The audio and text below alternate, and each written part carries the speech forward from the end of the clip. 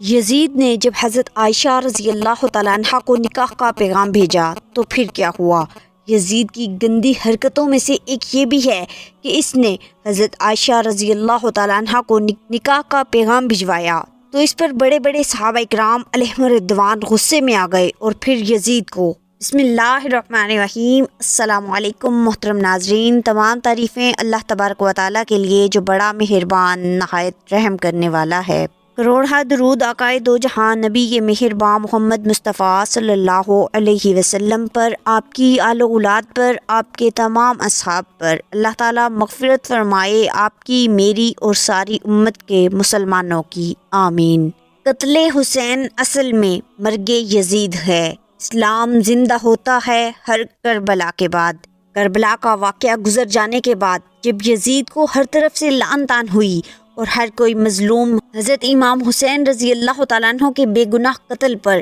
ظالم یزید کو برا بھلا کہنے لگے اور بولنے لگا، اور ہر طرف سے امام زین العابدین اور سیدزادوں کی رہائی کے لیے آواز بلند ہونے لگی، تو یزید نے امام سجاد کو بلایا اور پوچھا کہ میں قیدیوں کو رہا کرنا چاہتا ہوں، آپ اس بارے میں کیا کہتے ہیں؟ امام سجاد نے فرمایا کہ میں شریک الحسین سے مشورہ کر کے بتاؤں گا۔ امام سجاد رضی اللہ تعالیٰ عنہ نے حضرت زینب سے مشورہ کرنے کے بعد یزید سے کہا کہ ہماری کچھ شرائط ہیں، تو یزید نے امام سجاد سے کہا کہ آپ اپنی شرائط بتائیں، تو امام سجاد نے یزید سے کہا کہ ہمارا لوٹا ہوا مال واپس کریں، ہمارے شہید افراد کے مبارک سر ہمارے حوالے کریں۔ محترم ناظرین، یزید نے تمام شرطیں مان لی، لیکن جب یزید کی بہن امالہ کو اس معاہدے کا علم ہوا تو شیطان صفت عورت غصے سے لال ہو گئی اور کہا قیدیوں کی شرطوں پر معاہدہ کیسے ممکن ہے؟ محترم ناظرین، اس عورت نے تمام اہل شام کی عورتوں کو اپنے محل میں جمع کیا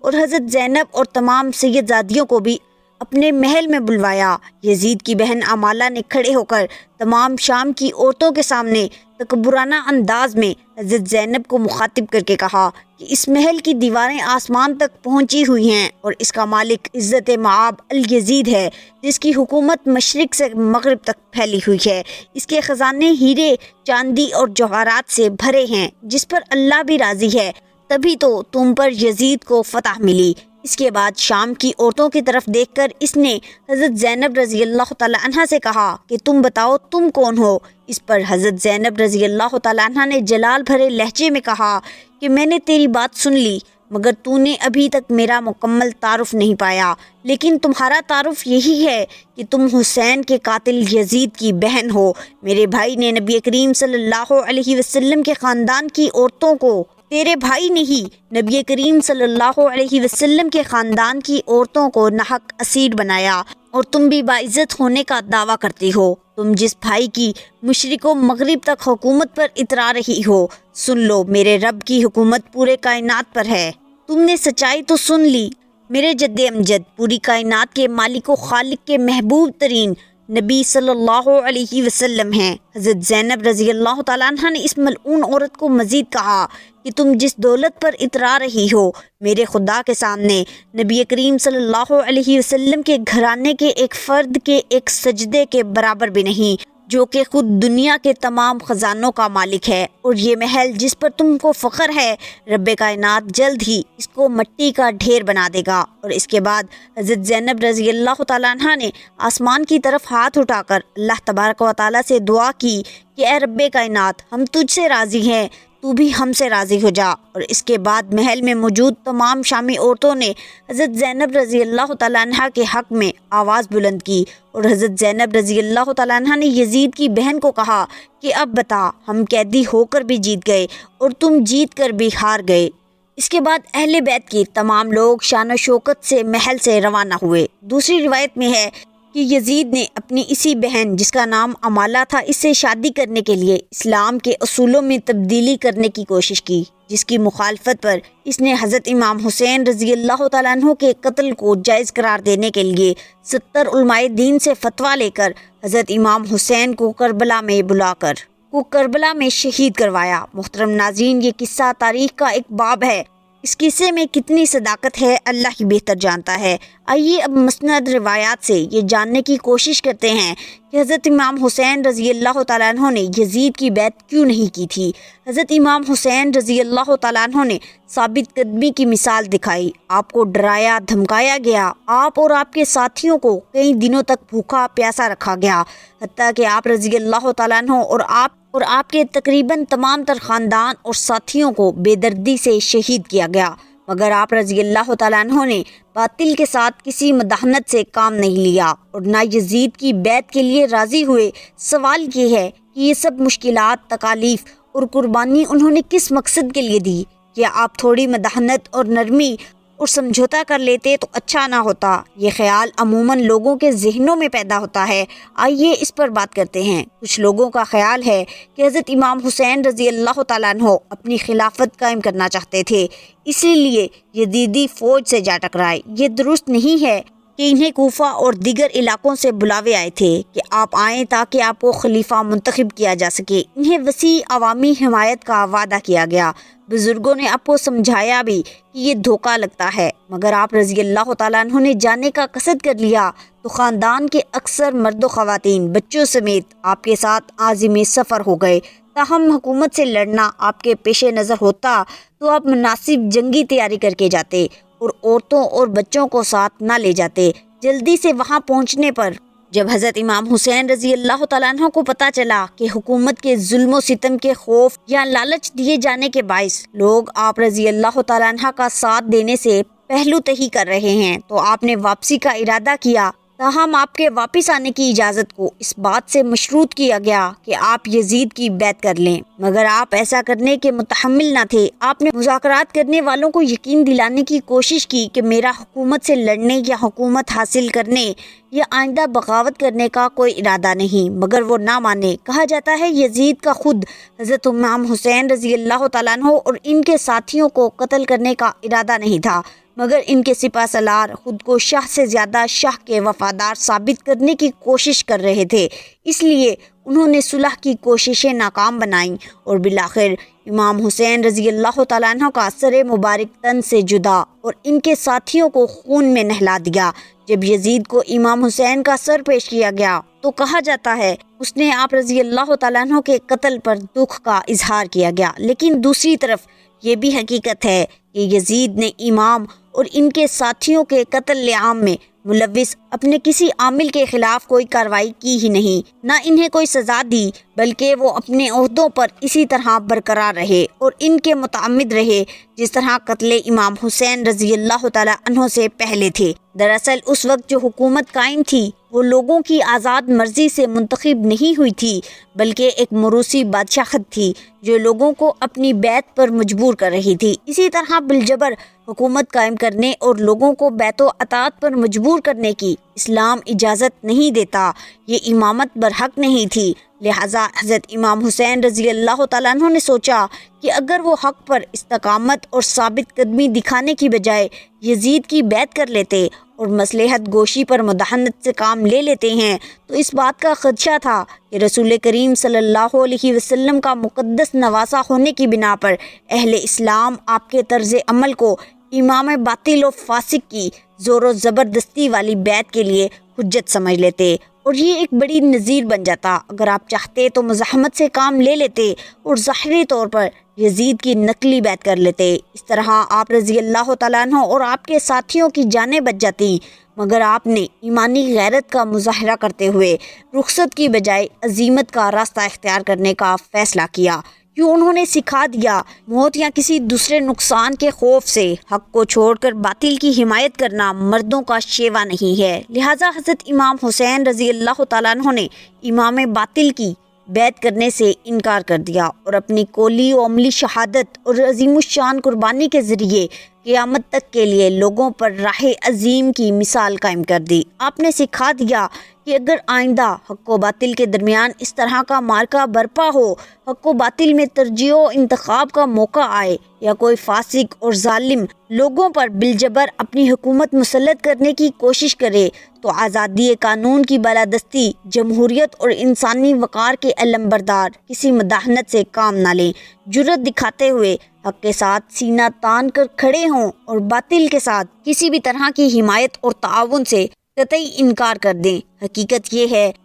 یہ ہے سیدنا حضرت امام حسین رضی اللہ تعالیٰ عنہ کی حریت، جو اب وہ حکومت انسان دوستی اور حق و صداقت کے لیے کوشاں لوگوں کے لیے مشعل راہ ہے۔ یہاں یہ بھی جان لیجئے کہ کیا احمد بن حنبل نے یزید بن معاویہ کے کفر کا فتویٰ دیا ہے۔ اس حوالے سے امام احمد بن حنبل رحمۃ اللہ علیہ کے بیٹے نے ان سے یزید کے بارے میں سوال کیا تو آپ رحمۃ اللہ علیہ نے جواب دیتے ہوئے فرمایا، میرے بیٹے، کیا ایسا ممکن ہے کہ کوئی اللہ پر ایمان رکھنے کا دعویٰ کرے اور پھر یزید سے بھی دوستی رکھے، اور ایسے شخص پر میں امام احمد بن حنبل لعنت کیوں نہ کروں جس پر قرآن میں خود اللہ نے لعنت کی ہو؟ فرزند نے عرض کیا، قرآن مجید میں کس جگہ پر اللہ تعالیٰ کی لعنت ہوئی ہے؟ تو انہوں نے جواب دیا کہ اللہ کے اس فرمان میں، بس اے منافقو، تم سے توقع یہی ہے کہ اگر تم قتال سے گریز کر کے بچ نکلو اور حکومت حاصل کر لو تو تم زمین میں فساد ہی برپا کرو گے اور اپنے ان قرابتی رشتوں کو توڑ ڈالو گے جن کے بارے میں اللہ اور اس کے رسول صلی اللہ علیہ وسلم نے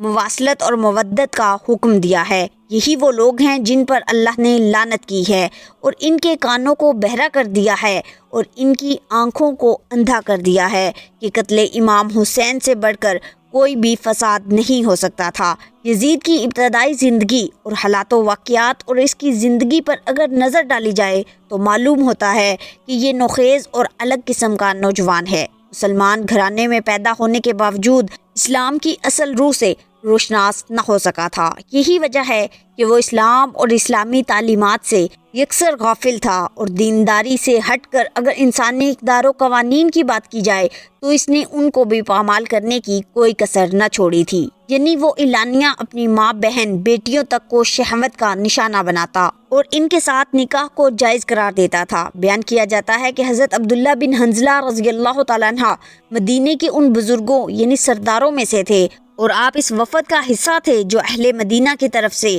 یزید کے حالات معلوم کرنے کے لیے یزید کے پاس گئے۔ آپ رضی اللہ تعالیٰ عنہ کے ساتھ آپ کے 8 بیٹے بھی تھے۔ وہاں سے واپسی پر یزید نے آپ کو بطور خوش آمد 1,00,000 درہم دیے اور آپ کے بیٹوں میں سے ہر ایک کو 10,000 ہزار درہم دیے۔ اس کے علاوہ انہیں سواریاں اور خلعتیں بھی دیں۔ جب حضرت عبداللہ مدینہ منورہ پہنچے تو لوگ پوچھنے لگے کہ بتائیں وہاں کی کیا خبر ہے، آپ نے یزید کو کیسا پایا؟ آپ نے فرمایا، میں ایک ایسے شخص کے پاس سے آ رہا ہوں، اگر میرے ان بیٹوں کے علاوہ کوئی بھی میرا ساتھ نہ دے تو میں پھر بھی اس سے ضرور جنگ کروں گا۔ لوگوں نے کہا کہ ہم نے تو سنا ہے کہ اس نے آپ کی خوب عزت و توقیر کی اور آپ کو کچھ مال و متاع سے بھی نوازا۔ آپ نے فرمایا، ہاں یہ تو اس نے کیا اور یہ سب کچھ میں نے اس لیے قبول کیا کہ اس کے ساتھ میں اس کے خلاف تقویت حاصل کروں گا۔ یہ سن کر لوگ بھڑک اٹھے اور آپ کے ہاتھ پر بیعت کر لی۔ ایک زمانے میں اہل مدینہ نے بنو امیہ کو مدینہ منورہ سے نکال دیا اور اعلانیہ یزید کی برائی بیان کرنے لگے۔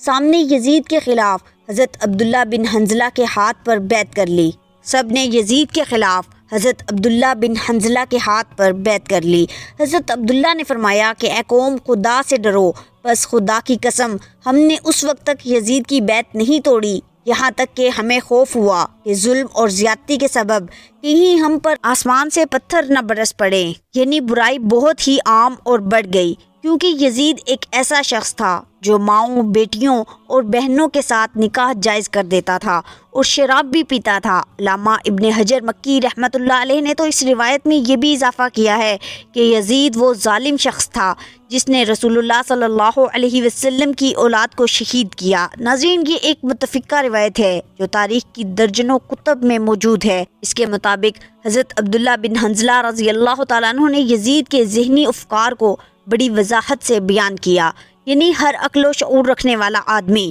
بآسانی یہ سمجھ سکتا ہے کہ یزید دل و دماغ میں ہر وقت کس قسم کے خیالات سوار رہتے ہوں گے اور وہ سید زادیوں اور امہات المؤمنین وغیرہ کے متعلق بھی کس قسم کا ذہن رکھتا ہوگا۔ چنانچہ ایک مرتبہ تو اس نے وہ غلیظ حرکت کر ڈالی کہ جس کا معاذ اللہ کوئی بھی مسلمان سوچ بھی نہیں سکتا۔ یعنی اس نے سیدہ ام المؤمنین حضرت عائشہ صدیقہ رضی اللہ تعالیٰ عنہ کو ہی عقد کا پیغام بھیج دیا۔ اس وقت سیدہ ام المؤمنین بڑھاپے میں تھیں اور آپ رضی اللہ تعالیٰ عنہ کی وفات میں تھوڑا ہی عرصہ رہ گیا تھا۔ یزید لعین کا پیغام نکاح جیسے ہی ام المؤمنین سیدہ عائشہ صدیقہ رضی اللہ تعالیٰ عنہ تک پہنچا تو پھر مدینے بھر میں اس کا شور برپا ہو گیا۔ تمام اکابرین اسلام نے قرآن مقدس سے نص صریح دکھا کر اس بدبخت یزید کو بہت کچھ لعنت و ملامت کی۔ یہ بات جب یزید کے والد معاویہ تک پہنچی، آپ رضی اللہ تعالیٰ عنہ نے کسی نہ کسی طرح اس بڑھتے ہوئے فتنے کو روک کر اپنے اپنے مقام پر ہر کسی کو خاموش کروا دیا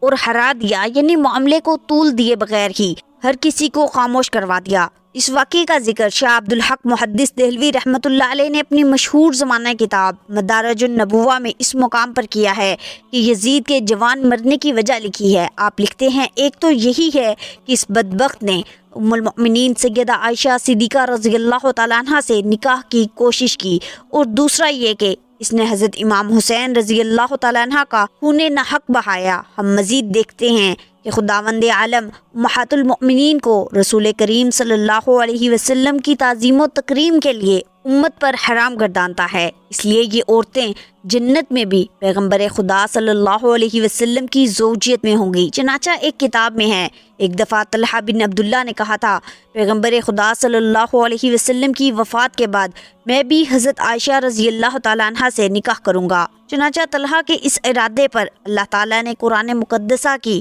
وہ آیت نازل فرمائی جس میں کہ ازواج رسول صلی اللہ علیہ وسلم سے نکاح سے منع فرمایا گیا ہے۔ آپ آگے مزید لکھتے ہیں کہ بعض کتب میں یہ بھی لکھا ہے کہ یزید ملعون نے بھی ام المؤمنین حضرت عائشہ صدیقہ سے نکاح کی خواستگاری کی تھی۔ تب لوگوں نے اسے یہ آیت پڑھ کر سنائی اور وہ رک گیا۔ محترم ناظرین، یہ غلیظ حرکت کس بنا پر تھی اس کے بارے میں ہم کچھ نہیں کہہ سکتے، مگر اتنا ضرور کہیں گے کہ وہ لوگ جو یزید کو صالحین امت میں کھڑا کرنے کی کوشش کرتے ہیں، حافظ قرآن و قاری حدیث ثابت کرنے کی کوشش کرتے ہیں، تو وہ ذرا ہوش کے ناخن لیں۔ اگر وہ یعنی یزید ملعون قرآن مقدس کے احکامات پر ایمان لاتا تو اس کی آنکھوں میں جناب رسول نبی کریم صلی اللہ علیہ وسلم کی عزت و توقیر ہوتی، اور وہ کبھی بھی ایسی ناشائستہ حرکت کرنے کی جرت نہ کرتا۔ اللہ تبارک و تعالی ہمیں ہر برے عمل سے بچائے اور ہمارا خاتمہ ایمان پر فرمائے، ہمیں نیک اور صالح اعمال کرنے کی توفیق عطا فرمائے۔ محترم ناظرین، امید کرتی ہوں آپ کو آج کی ویڈیو پسند آئی ہوگی۔ ویڈیو اچھی لگے تو اسے لائک اور شیئر ضرور کیجیے گا، اور کمنٹ باکس میں اللہ تعالیٰ کے 99 ناموں میں سے ایک نام ضرور ٹائپ کریں۔ ملتے ہیں اگلی ویڈیو میں، تب تک کے لیے اللہ نگہبان۔